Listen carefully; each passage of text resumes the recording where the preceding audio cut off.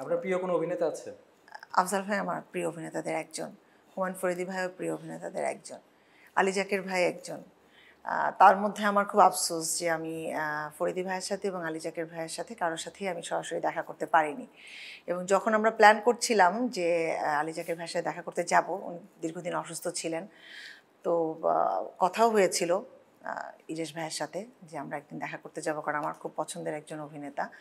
তার কিছুদিনের মধ্যে উনি মারা যান, সো আমি আর দেখা করতে পারিনি। যেহেতু ফরিদী ভাই খুব মানে হঠাৎ করেই মারা গিয়েছেন, তো ওই একটা আফসোস থেকেই আমি মোশাররফকে সবসময় বলতাম যে ফরিদী ভাই তো মারাই গেলেন, অন্তত আলী যাকের ভাইয়ের সাথে আমাকে একটু দেখা করাও। বাট সেটাও আমার ভাগ্যে হয়নি, এটা থেকে গেল আমার। আরেকজন মানুষের সাথে দেখা করার ইচ্ছা, ফেরদৌসী মজুমদার।